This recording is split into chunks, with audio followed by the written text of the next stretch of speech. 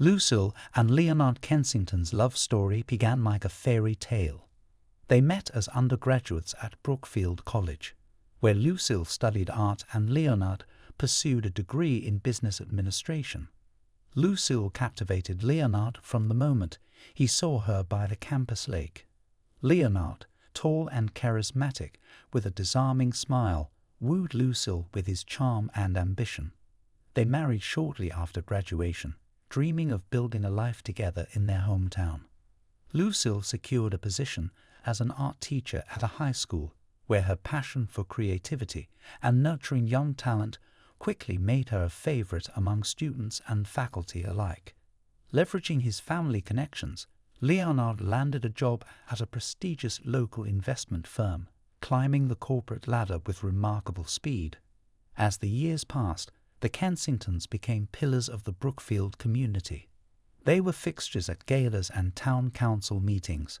Their home in Elmwood Estates, purchased with Leonard's growing wealth, became a symbol of their success.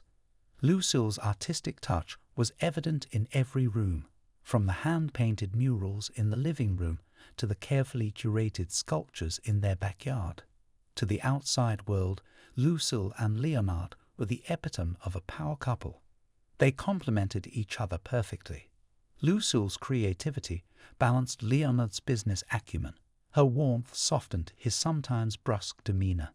Friends often remarked on how they still looked at each other with the same adoration they had in college. Yet beneath the surface of this picture-perfect life, there were undercurrents of tension. Lucille and Leonard had been trying to conceive for years without success. The strain of fertility treatments and dashed hopes began to wear on their relationship. Leonard threw himself into his work, spending long hours at the office, while Lucille found solace in her art and her students. It was during this challenging time that Lucille's relationship with her mother, Marjorie Whitfield, became a source of comfort and support. Marjorie, a widow who lived on the outskirts of town, had always been a free spirit in her youth. She had traveled the world as a photojournalist, settling down in Brookfield only after meeting Lucille's father. After his passing, Marjorie had retreated into a quieter life, focusing on her garden and volunteer work at the local animal shelter. As Lucille spent more time with her mother, Leonard found himself drawn into Marjorie's orbit as well. What began as polite conversation during family dinners slowly evolved into something more. This set the stage for a betrayal that would tear the Kensington family apart. The seeds of the affair between Leonard and Marjorie were planted on a crisp autumn evening. Lucille, consumed with preparing for an upcoming art exhibition featuring her students' work, was often preoccupied. Feeling neglected and frustrated by the growing distance in his marriage, Leonard decided to go to Marjorie's cottage alone, ostensibly to check on his mother-in-law. Marjorie, surprised but pleased by the unexpected visit, welcomed Leonard with a warm smile and a glass of her homemade wine. As they sat in her small, cluttered living room, surrounded by eclectic souvenirs from her travels, Leonard found himself opening up about his marital troubles. Marjorie listened with empathy, her eyes, so similar to Lucille's, filled with understanding. Perhaps it was the wine, the intimate atmosphere, or simply the need for human connection. But that night, a line was crossed. A comforting touch lingered too long. A gaze held more meaning than it should have. By the time Leonard left Marjorie's cottage, both knew that something had irrevocably changed. In the weeks that followed, Leonard and Marjorie found excuses to see each other. Marjorie suddenly needed help with home repairs, while Leonard discovered a newfound interest in gardening. Their clandestine meetings became more frequent, always carefully timed to avoid suspicion. During one of their early encounters, Leonard arrived at Marjorie's cottage to help fix a leaky faucet. As they worked side by side in the cramped space of her bathroom, the air between them grew thick with unspoken tension. Their hands brushed, sending electric shocks through both of them. When Marjorie reached past Leonard for a towel, he caught the scent of her perfume, heady mix of jasmine and vanilla that made his head swim. Their eyes met in the mirror, and for a moment, neither could look away. On a warm Sunday afternoon, Marjorie was showing Leonard how to prune her rose bushes. Standing close behind him to guide his hands, both were acutely aware of their physical proximity, the gentle brush of her breath on his neck, the warmth of her body against his back. It sent shivers down Leonard's spine. When he turned to ask a question, their faces were inches apart, and time seemed to stand still as they stood there, frozen in a moment of forbidden desire. During a rare moment alone at a family gathering, Leonard and Marjorie stole away to the secluded garden behind the house, hidden from view by a trellis covered in climbing roses.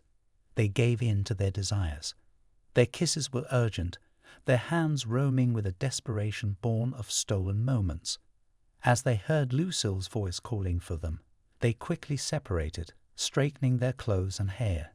The guilt was immediate, but so was the thrill of their secret affair, adding a dangerous excitement to their illicit encounters. Their affair consumed them, blinding them to the consequences of their actions. In Marjorie's bedroom, a space once reserved for solitary nights, they now created a world of secret passion.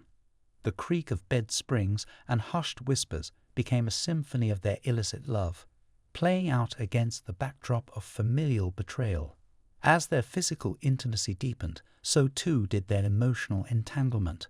What had started as a physical attraction morphed into something more complex and dangerous. They began to imagine a future together, heedless of the devastation such dreams would wreak on their family. It was this combination of physical passion and emotional connection that would ultimately lead to their undoing. They justified their actions in whispered conversations. Leonard spoke of feeling unappreciated and misunderstood by Lucille, while Marjorie confessed to a loneliness that had plagued her since her husband's death. They convinced themselves that their connection was special, something that transcended the boundaries of the conventional. As the affair deepened, so did their web of lies. Leonard began to invent business trips and late meetings, while Marjorie feigned illness to avoid family gatherings. They communicated through a secret email account and disposable phones, always careful to cover their tracks. But with each deception, the weight of guilt grew heavier. Leonard found it increasingly difficult to look Lucille in the eye, while Marjorie's interactions with her daughter became strained and awkward.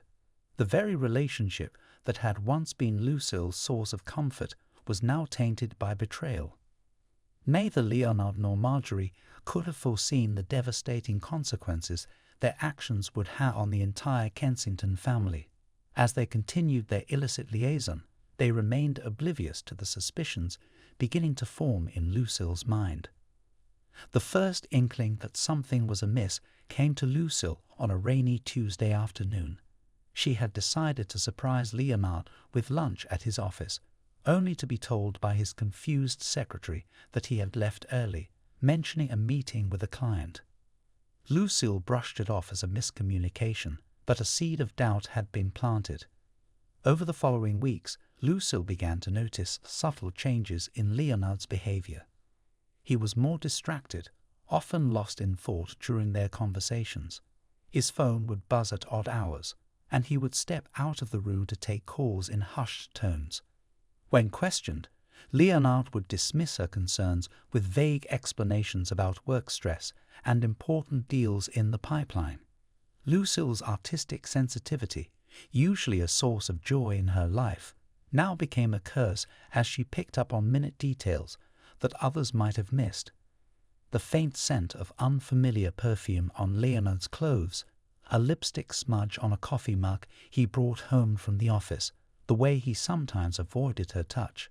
All these observations accumulated in her mind, forming a picture she didn't want to see. Her relationship with her mother also began to change. Marjorie, once eager to spend time with her daughter, now seemed distant and preoccupied. Their weekly tea sessions became less frequent, with Marjorie often cancelling at the last minute, citing various commitments. When they did meet, Lucille sensed a nervousness in her mother's demeanour, a reluctance to meet her eyes that was entirely out of character. As her suspicions grew, Lucille found herself trapped in a spiral of doubt and self-recrimination. She questioned every interaction, analyzed every word spoken by Leonard and Marjorie. Was she imagining things? Had the stress of their fertility struggles and her upcoming exhibition made her paranoid? Determined to find the truth, Lucille began to investigate discreetly. She checked Leonard's credit card statements, noting several charges at restaurants and hotels that he had never mentioned. She drove by her mother's cottage at odd hours, her heart sinking when she spotted Leonard's car parked down the street on an evening when he was supposedly working late. Each new piece of evidence felt like a physical blow, chipping away at the foundation of trust that had been the bedrock of her life. Lucille's students and colleagues noticed the change in her demeanor. The dark circles under her eyes, the tremor in her hands as she demonstrated brush techniques, the forced smile that never quite reached her eyes, all signs of Lucille's inner turmoil became increasingly visible. As the days passed, Lucille became a shadow of her former self, torn between confronting her fears and clinging to the last shreds of hope that she was mistaken. Little did she know that the truth, when it finally came to light, would be even more devastating than she could have imagined. The day Lucille's world shattered began like any other.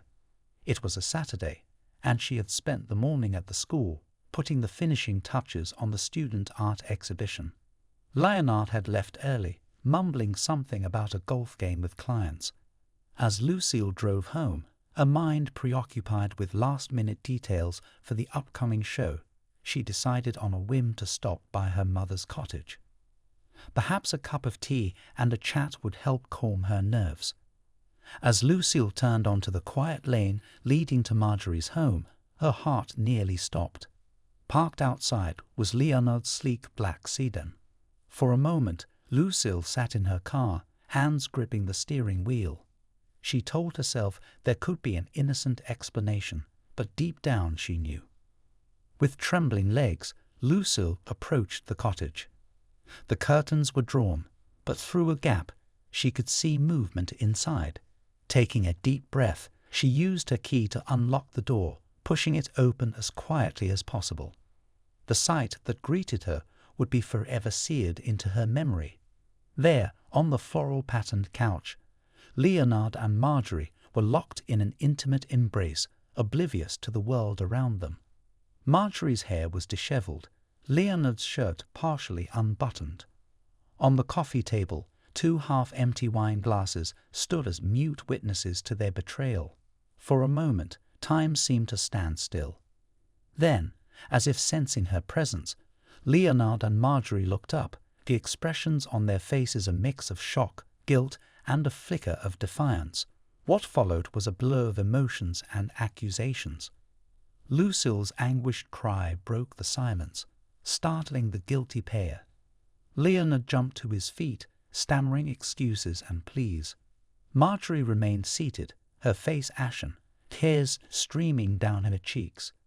Lucille, her voice raw with pain and fury, hurled questions at them. The answers, when they came, were like daggers to her heart. 6 months. It had started as friendship and then evolved. They hadn't meant for it to happen. They were sorry. Unable to bear their presence any longer, Lucille fled the cottage. She drove aimlessly for hours, her mind replaying the scene over and over. By the time she returned home, the sun had set, casting long shadows across the manicured lawn of the house she had once considered her sanctuary. As she sat in the darkened living room, surrounded by the trappings of her seemingly perfect life, Lucille felt something inside her break. The pain, the betrayal, the sheer magnitude of the deception overwhelmed her. In that moment, a cold resolve began to form in her heart. Someone would have to pay for this betrayal, and Lucille knew exactly who that someone would be. The events leading up to the fatal shooting unfolded over several tense hours on that warm summer evening. Lucille, having spent the day in a haze of grief and anger, found herself pacing the halls of her home like a caged animal. The ticking of the clock in the foyer seemed to be counting down the moments until her world would irrevocably change. As dusk fell, Leonard returned home. He entered cautiously, his usual confident stride replaced by hesitant steps. Lucille watched from the shadows of the dining room as he hung up his jacket and loosened his tie, the familiar routine now tainted by the knowledge of his betrayal. Leonard called out Lucille's name, his voice strained with apprehension. When she stepped into the light, he visibly flinched. The woman before him bore little resemblance to the vibrant, loving wife he had known. Lucille's eyes were red-rimmed and hollow, her posture rigid with barely contained fury. Leonard, his face a mask of guilt and desperation, launched into a litany of excuses and apologies. He spoke of feeling neglected, of the pressures of work and their fertility struggles. He claimed the affair had been a mistake, a moment of weakness that had spiraled out of control. With each word, Lucille felt as if in a trance. She retrieved the weapon, feeling its cold weight in her hand. When she returned to the living room, Leonard's eyes widened in shock and fear. He raised his hands, backing away slowly, his words now coming in a panicked rush. He promised to end the affair, to go to counseling, to do whatever it took to save their marriage. But Lucille barely heard him. In her mind, she saw only images of Leonard and Marjorie together, their betrayal playing on an endless loop. What happened next was a blur of motion and sound. Leonard lunged forward, perhaps trying to disarm her. In that moment of chaos and heightened emotion, Lucille's finger tightened on the trigger. The gunshot was deafening in the confines of the room, followed by an eerie silence, broken only by the tinkling of shattered glass from a fallen picture frame. Leonard staggered backward, a look of disbelief on his face as he pressed his hand to his chest. Blood seeped between his fingers, staining his crisp white shirt crimson. He collapsed to the floor, gasping for breath, his eyes locked on Lucille in a silent plea. As the reality of what she had done crashed over her, Lucille dropped the gun. It clattered to the hardwood floor, the sound jolting her out of her shocked state. She rushed to Leonard's side, her anger instantly replaced by horror and regret. She pressed her hands against the wound, desperately trying to stem the flow of blood. Leonard's breathing was labored, his skin growing pale.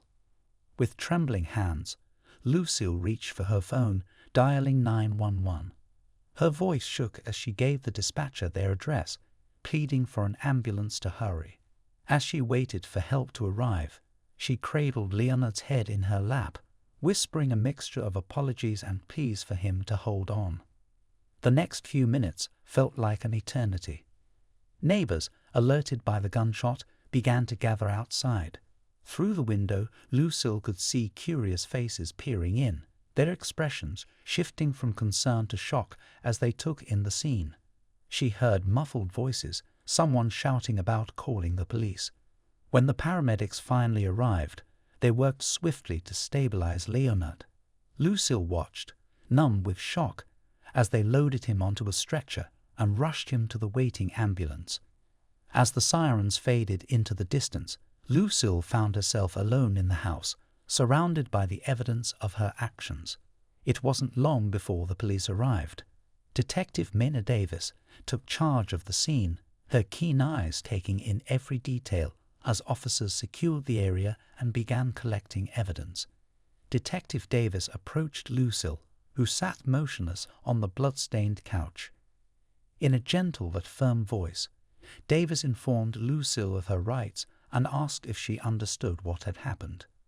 Lucille, her voice barely audible, recounted the events of the day, the discovery of the affair, the confrontation, and the moment the gun went off.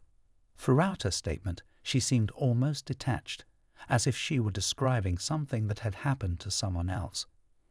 As Lucille was led away in handcuffs, the gravity of the situation began to sink in. She caught glimpses of her neighbors watching from behind hastily drawn curtains, their faces a mix of horror and fascination.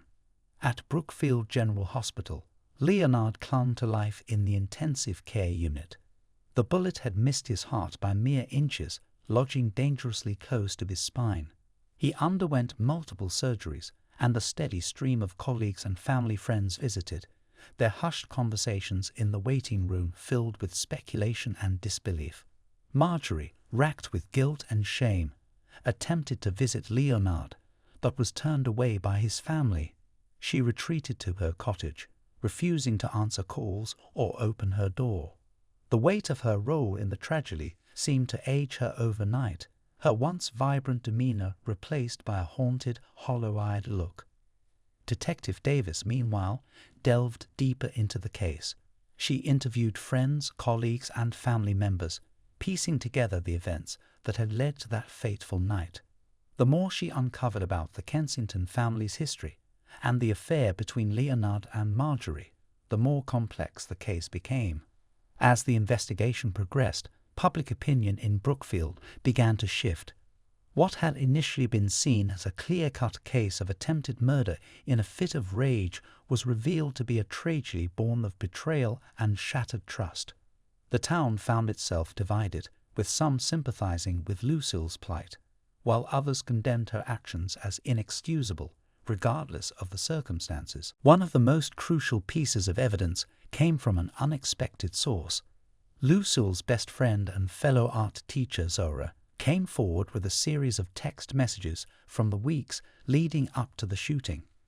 Lucille had confided her growing suspicions to Zora, detailing the signs of infidelity she had noticed.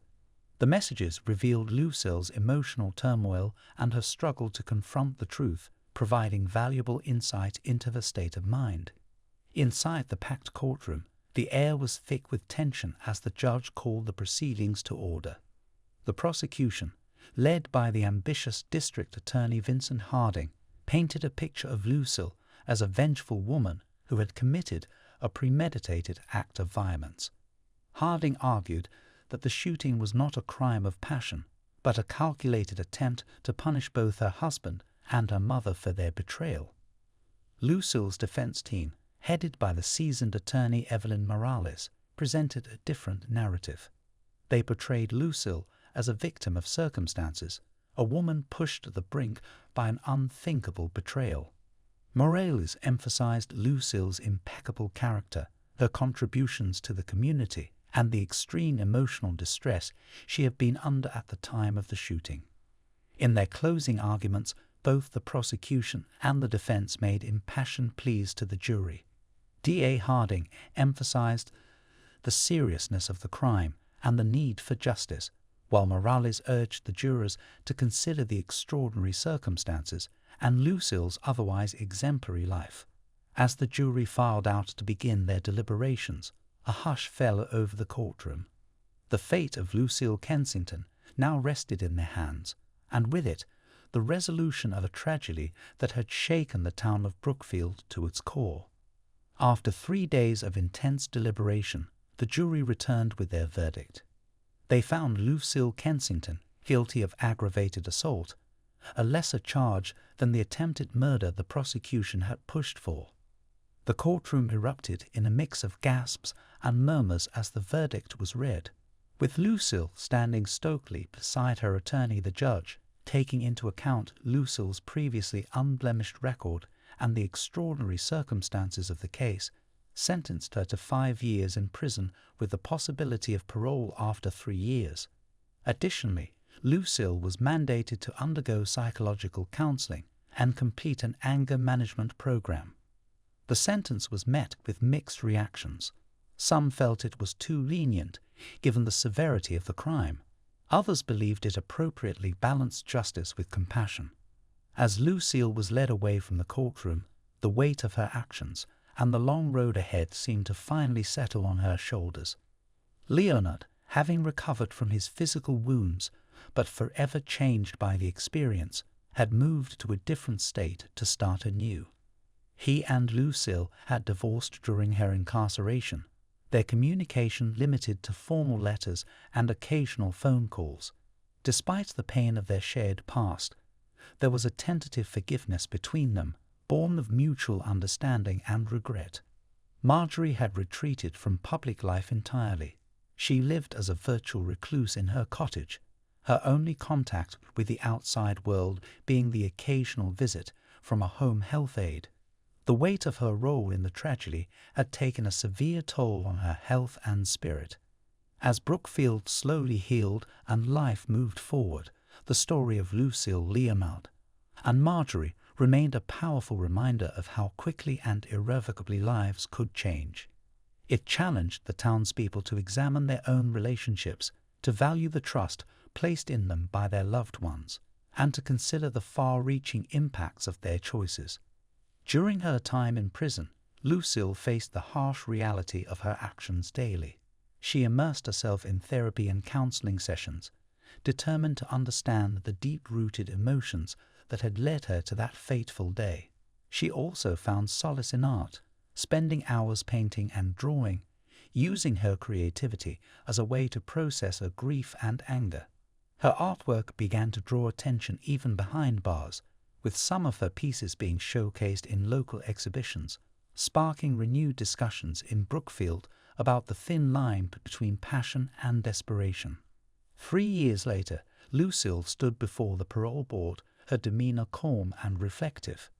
She spoke of her remorse, her efforts to change, and her desire to move forward. Her words, coupled with a strong recommendation from her counselor and prison warden, swayed the board in her favor. She was granted parole, with the condition of continued counseling and community service upon her release. As she stepped outside the prison walls, Lucille felt the weight of freedom tempered by the knowledge of the life she had left behind. She knew that rebuilding her life would not be easy, but she was determined to find a way to make amends, to heal, and to rediscover the woman she had once been. Lucille returned to Brookfield, where she moved into a small apartment on the outskirts of town. She began volunteering at a local community center, using her experience as an art teacher to help troubled teens find expression through creativity. Her work was met with cautious optimism. Some welcomed her efforts to reintegrate, while others still viewed her with suspicion. Leonard, meanwhile, had remarried and started a new family in another state. Their contact remained minimal, but he had sent her a letter on the day of her release. In it, he wrote of his own journey toward forgiveness and his hope that they could both find peace.